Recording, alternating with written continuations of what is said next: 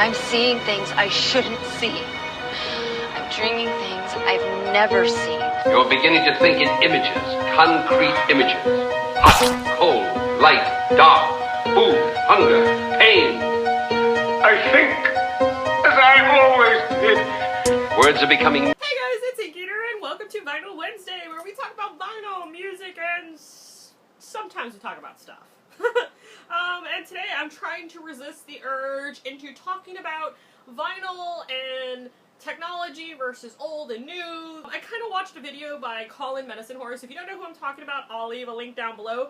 But he kind of got the gears turning in my head, and I really wanted to talk about vinyl mastering. But I'm trying to hone in and resist the urge because I already had something planned for today.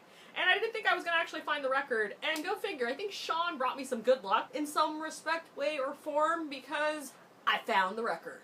Today you might be wondering what we're going to talk about. And most recently, no, not most recently, because I do have other albums that are of this genre. I just don't have a lot or enough. And so when I discover something new, it's like, what? Today we're going to be talking about country, and who else better to start this country episode with than to sit there and talk about Hank Williams Jr.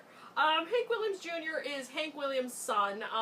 He followed in his father's footsteps, and was raised by his mother. I believe his dad died in like 53 or 54. Doesn't matter. Anyway, what I think is super interesting about Hank Williams Jr. is the fact, or Bocephus, is the fact that he knows how to play multiple instruments.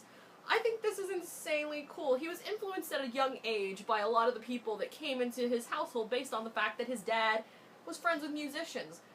What kind of cool shit is that? He basically got to sit there and hang out with the likes of Johnny Cash, Jerry Lee Lewis, and Fats Domino, I want to say, and a few others. Granted, I love country music, and I want to say it has something to do with the steel guitar, the banjo, and some fiddle action going on in there.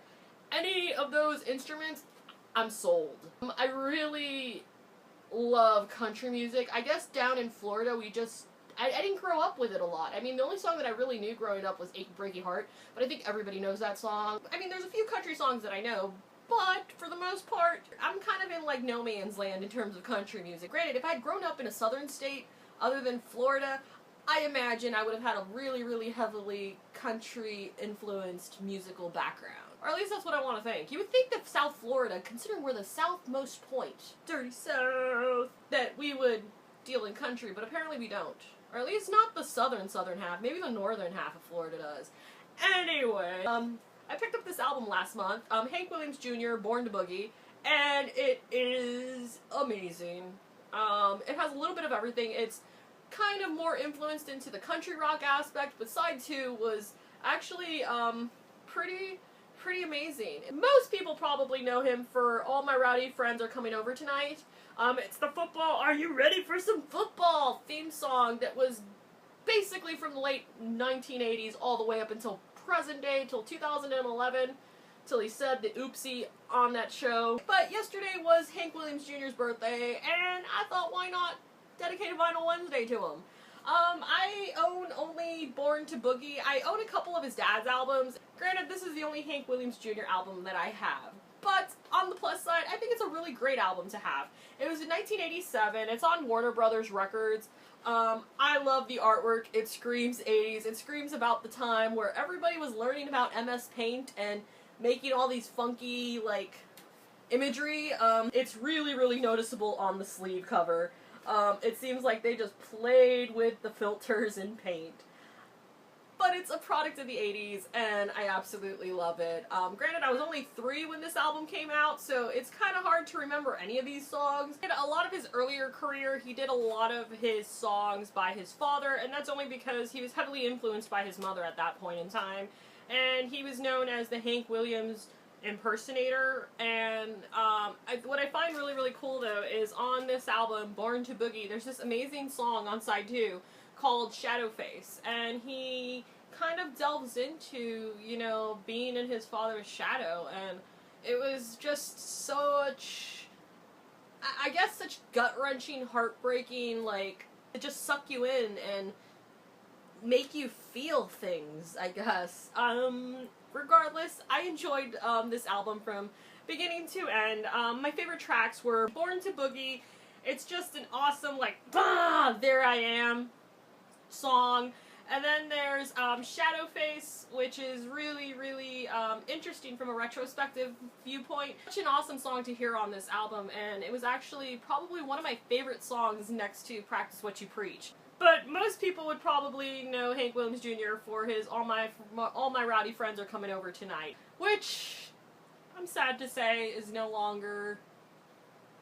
Is it me, or does football just not seem the same anymore? Because I look for, I remember when I used to tune in before, I used to look forward to hearing him sing and say, "Are you ready for some football?" And it was just awesome and amazing. And then I forget who the girl was that took over, but it's not the same and it doesn't get me pumped up. But don't get me wrong, I understand why they took Hank Williams Jr. off the air, or rather why he sat there and he said, you know what, after reading all these emails, I'm taking me and my song and peace out. I read that somewhere. I think it was on his website or on a wiki page, one of the two, neither here nor there. I always wondered why it was that he wore sunglasses and the beard, and he was always found with his beard and sunglasses, which have kind of become iconic.